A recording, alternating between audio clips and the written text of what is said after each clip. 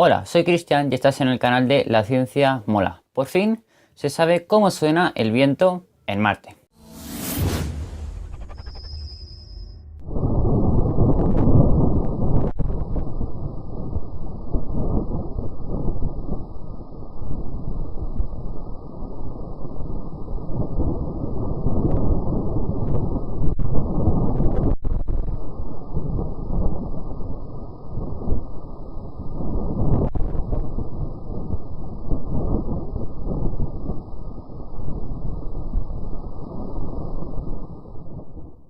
Por fin se ha podido enviar el sonido del viento de Marte.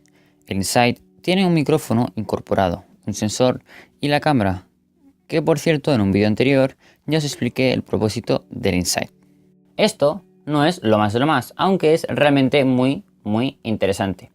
Vamos a ver este mismo vídeo, pero esta vez con auriculares o audífonos, ya que en el momento en el que la NASA recibió este audio del InSight no se oía absolutamente nada. Por eso tuvieron que subirlo 2/8 partes de lo que se oía al principio. Aunque de todas formas tampoco se oye mucho, pero es percibible.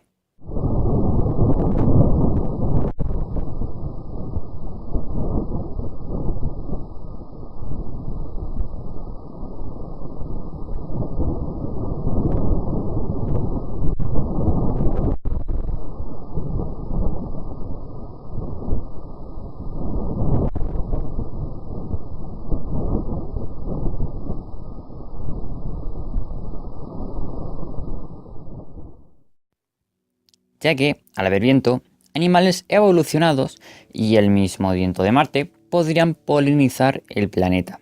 Pero bueno, aún no vayamos demasiado lejos. De momento vamos a quedarnos con el sonido del viento.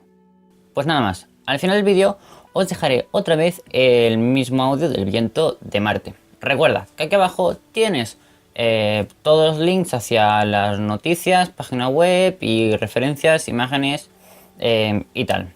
Pues nada, recuerda suscribirte, dar a la campanita, dar a like, comparte el vídeo con alguna persona que seguramente le interese este tema y nada, hasta el próximo vídeo.